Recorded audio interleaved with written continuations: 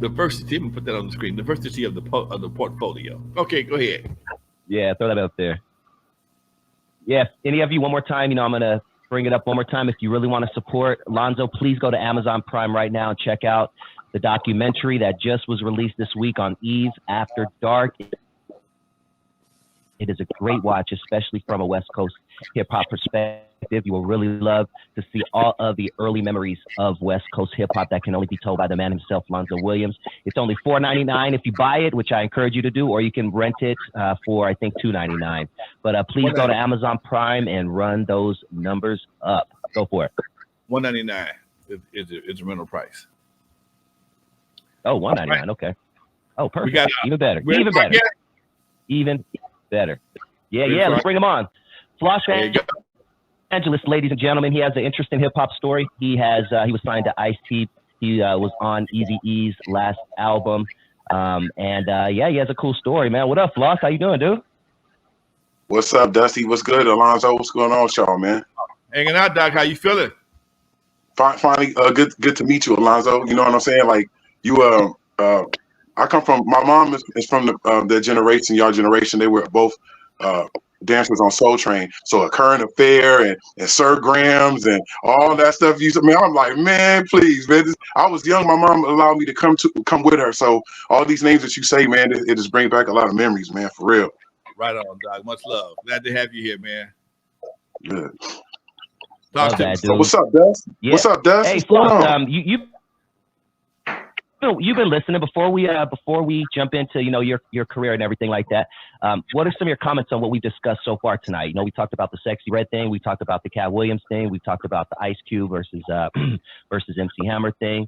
What are some of your thoughts on what we talked about already? The Sexy Red thing, I've never really seen some like people that's gotten so far and you really don't know who they are. Like I've heard of her before, but I've seen her on SNL and I'm like, how she move up that fast? It takes a man. How they doing that?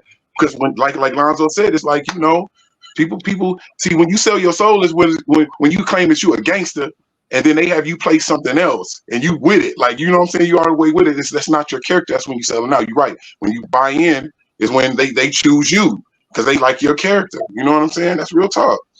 Right. Yeah, man. Well, you were born in Inglewood. How did you let's talk about your career, man. How did you get signed to Oh man, how did you get on Eazy E's last album? Start with the Ice-T story.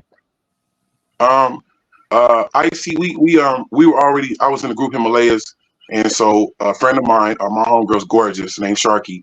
She was messing with Ice at the time, and he had a show called Players on Channel 4 when he was playing the police somewhere right before Law and Order. And so we gave her our CD, not even really thinking about nothing. We just gave it to her, and so when she went to go see him, he was like, "I want to meet him." So he knew us individually, but he didn't know that we had formed the group Himalayas. So when we seen us, he was like, "Bam, man, for Laws." He's like, "Man, we was already signed to Laylaw at the time. We was both because Law had his hand in Another Levels project, and then I was solo. So when we got in the group, we had already signed, as the Himalayas. And so rest in peace to Laylaw, man. You know what I'm saying? That's like one of my close dudes. He believes, and that's why I always big him up. But at the time, I was mad at Law because he had us in contract and we wasn't working. And so when we got it, Ice was like, "Who are y'all? If I wanted to sign y'all, who would be standing in the way of it?" And so me and Bam looked at each other. We was like, "Law." He's like, "Oh man, Law owes me a favor anyway." Boom, called Law on the phone, got our contract. You know what I'm saying? Off, and then we began working with Ice. But then when, he had a record label on Hollywood Boulevard called Corner, like Corner. Like, so when we would have the record company jackets on, people would be looking at us like, "Who died? Somebody died about it." It used to be crazy, man. And so when I seen him, he had called us. He had called me down here. He said, "Floss, get down here. I went to go see Ice." And he had his chair. He had a chair turned like this. And so when he turned around, his hair was cut off. And I was like, "What make you cut your hair off?" "Let me tell you something, Floss. I cut the hair off around my nuts for $500,000 an episode. They assigned me to Law and Order Special Victims Unit." I'm like, wow. Yeah, man. So yeah, I did that, and then I wanted to speak on the thing what Lonzo was talking about as far as with Cat Williams earlier. You know, Cat is that's where I seen him at, was at Hollywood Park Casino as a Cat in the Hat. That's what I seen him at. You know what I'm saying? And Cat always been funny, and he always been smart. He just told the truth on some shit. I feel like, you know what I'm saying? That's all it was. Hey, Eazy Steve wants to know what Lokester's been up to, or any of the other intense hustlers. Oh, you know Loster? Eazy Steve said, yeah, that's from Eazy Steve in the comments.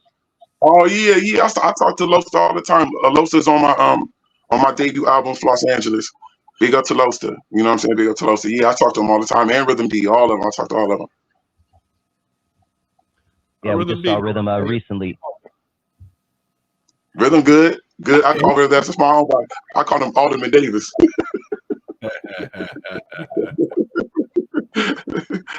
Yo, he's good though. Yeah. Rhythm D is the one who did Real Mother F and G's, right? Yeah. We did that. He did that, and then we also did. Rhythm put me on Eazy's album that's out called Impact of a Legend.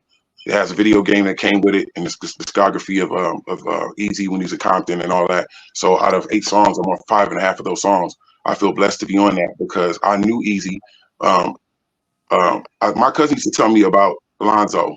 My cousin Big Ron, that used to bodyguard for Eazy E. You know what I'm saying? Back in the day, he used to talk about Lonzo, and so like for real talk, like Lonzo was like the person like everybody was like somewhat scared of, like niggas be like, you know what I mean, like because he went with none of them shenanigans, you know what I mean. But Big Ron was Eazy bodyguard. That's how I was able to be around Eazy when he was alive. I used to be at the studio in Torrance, and you know, Eazy was a good dude, man.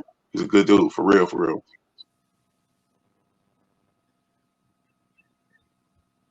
Yeah, and you were on Eazy 123, which is one of Eazy Steve's favorite tracks in the chat right now. That's probably one of the more popular ones. Yeah, Eazy 123. Talk to us about the whole process of how that came about. You said Rhythm B put you down. So Rhythm B put you down with that album. How did that all break down? Yeah, they were Tamika and Rhythm. They were working on the Impact of a Legend album, and so I was happened to be around Rhythm a lot because we were working on my album at the same time. So he's like, "Floss, you want to be on these songs?" I was like, "Hell yeah, I want to be on the songs." So ended up on like 5.5 of the songs, like songs with Paperboy, the Diddy, and a lot of people that was messing with Eazy at the time, Roach Killer. The list goes on. It was they rushed this album, but I feel like the album was still dope. You know what I'm saying? The fact of it was Eazy's record, and it's been out for a while, but with no videos or nothing. But we should, you know, hopefully we'll do some new stuff on. I think that was the last of his songs too. Okay.